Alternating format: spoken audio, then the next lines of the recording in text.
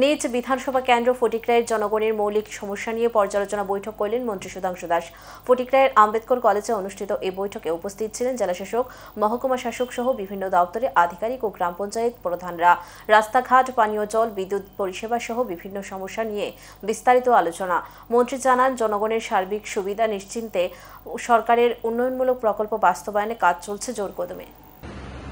আজকে ফটিকরায় বিধানসভার সমস্ত গ্রাম পঞ্চায়েতের অধীন PWD department, DWS department, RD department এবং আমাদের পাওয়ার ডিপার্টমেন্ট তার অনগোয়িং যে কাজগুলি চলছে বা রাস্তাঘাটের সমস্যা, পানীয় জলের ইস্যু, ইলেকট্রিসিটির সাপ্লাই নিয়ে ইস্যু, এই সমস্ত বিষয়ের উপর আমরা একটা পর্যালোচনা বৈঠক করছি।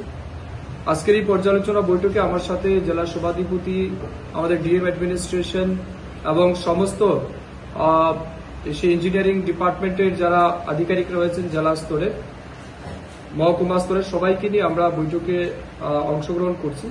এই বৈঠকের মূল উদ্দেশ্য হচ্ছে এই বিধানসভা কেন্দ্রের মানুষকে সার্বিক দিক থেকে সুবিধা পৌঁছে দিতে, বিশেষ করে রাস্তাঘাটের ব্যবস্থাকে সম্প্রসারিত করা, পানীয় জলের ব্যবস্থাকে সুনিশ্চিত করা, আমাদের 24/7 ইলেকট্রিসিটি পাওয়ার কানেক্টিভিটি সুনিশ্চিত করা, এই বিষয়ের উপর আমাদের পর্যালোচনা হবে এবং বর্তমানে আমাদের বিধানসভা কেন্দ্রের কোন কোন জায়গায় ম্যাসিভ প্রবলেম রয়েছে, কোন জায়গাতে মানে ইস্যু রয়েছে যেগুলি মানে সমাধান হয়নি কিছুদিন যাবত, এগুলি নিয়ে আমরা আলোচনা করব।